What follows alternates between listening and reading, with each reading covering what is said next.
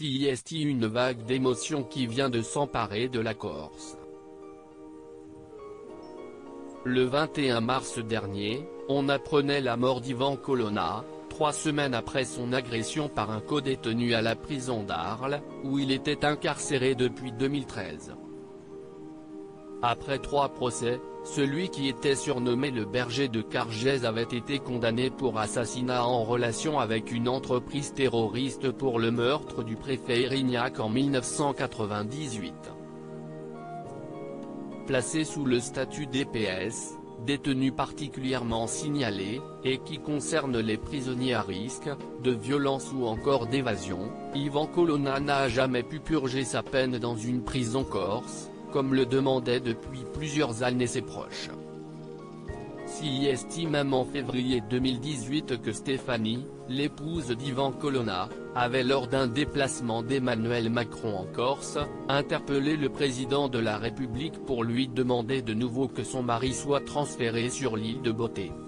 « Mon fils n'a pas vu son père depuis 1 an et demi, avait-elle alors déclaré, comme le montre un magnéto diffusé dans cet avou, mardi 22 mars.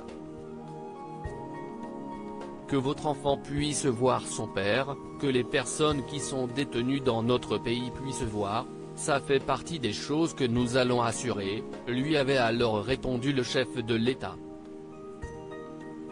Ce dernier avait alors assuré à Stéphanie Colonna que ce n'était pas une promesse en l'air.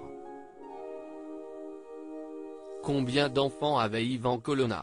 Toutefois, sur le plateau de France 5, Emmanuel Mercinier Pantalaxi, l'avocat d'Ivan Colonna, a rappelé que les règles pénitentiaires prévoient que le prisonnier purge sa peine près de son foyer. Il a notamment précisé que depuis 10 ans, le militant indépendantiste corse et sa famille demandaient la levée de ce statut DPS pour pouvoir bénéficier d'un transfert en Corse. Ivan Colonna laisse derrière lui 2 fils, Giovanni Battista, né en 1990 de son amour avec Pierrette Serreri, et Giuseppe, né en décembre 2011 quelques mois après le mariage d'Ivan Colonna avec Stéphanie, célébré à la prison de Fresnes en mars de la même année. Loading Widget.